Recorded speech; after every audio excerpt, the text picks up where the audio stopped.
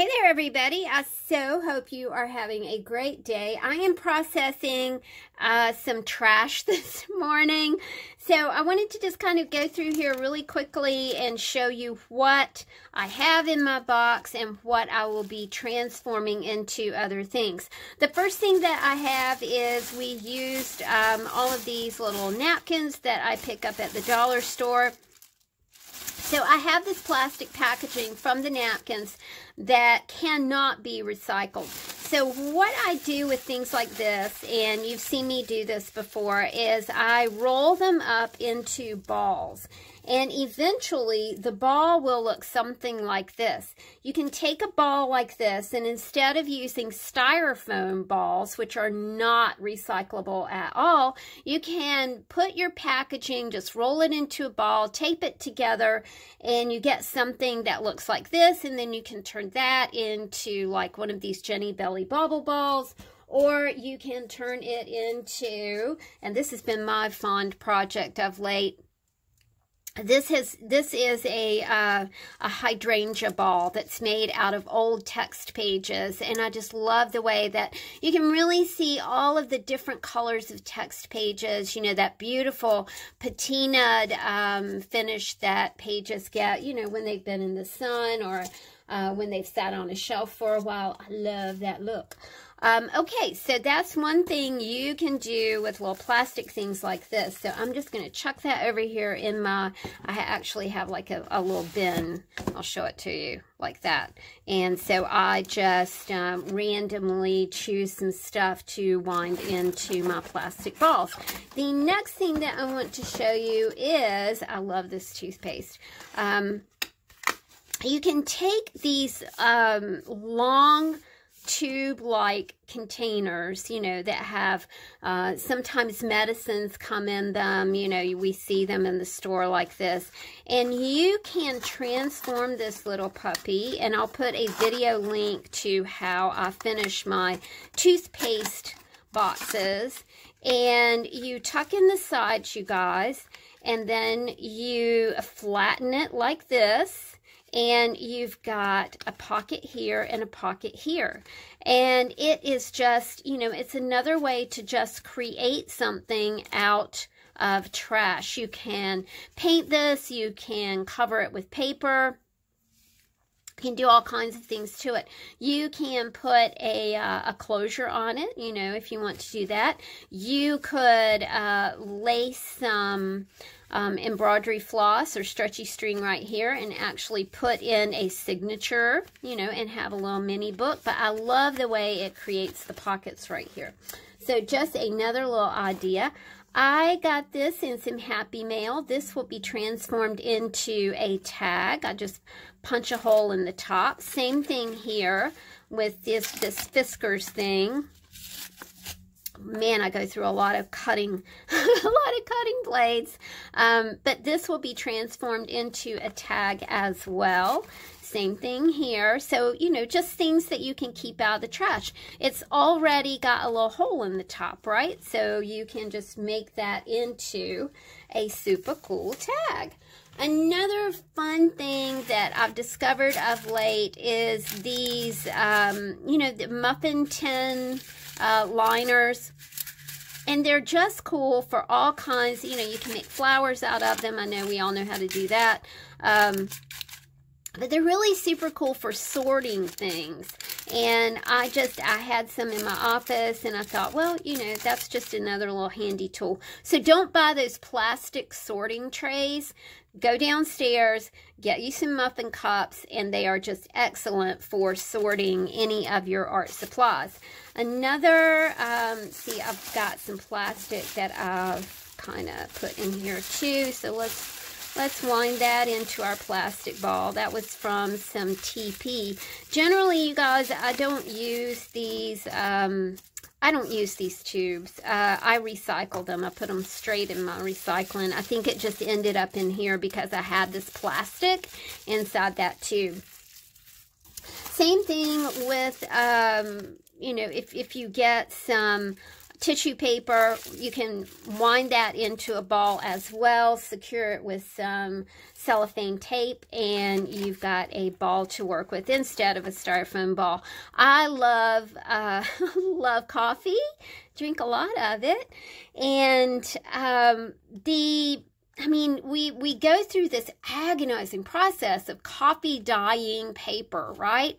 Well, I mean, if you drink coffee and you use a coffee filter, then you're going to have a piece of coffee dyed paper, my friends, every single morning, just making your morning coffee. So this is, and I do like to purchase the unbleached coffee filters because they make really super cool coffee paper. You know, kind of, they already have like that brown texture, you know, so boom, boom, you've already made some coffee. You can make coffee dyed paper every single morning when you have your coffee. Win-win, coffee and coffee dyed paper. Another thing that I really like to do, I keep a bit of 8.5 by 11 paper downstairs on my shelf that is above my dryer. When I lift my filter out in the morning, you know, it has coffee grounds on it, I just set it on one of these pieces of paper, and, you know, I got coffee dyed paper. Again, look at all of those shapes. Look at that interest just from putting a coffee filter on a piece of 8.5 by 11 paper. So I've already got coffee dyed paper, and I did not have to go through the agony of coffee dyeing paper. I already have it ready to go. So there we go. We've got that. This is another one of those things that you can reuse or wind into a little plastic ball. Same thing for stuff like the spinach bag. Just be sure that if you're winding something into a ball, you want to be sure that it is clean on the inside. Typically what I'll do is just with a damp cloth, I'll clean the inside of things like this baby spinach. Eat a ton of spinach. I drink a lot of coffee and I eat a lot of spinach. So I always have these bags lying around. They're also really cool, you know, storage bags for your studio. If you, again, you know, don't re-buy plastic when you have plastic that you can use. I also really do like these little graphics right here, and you could probably just cut the spinach leaves off the front of this.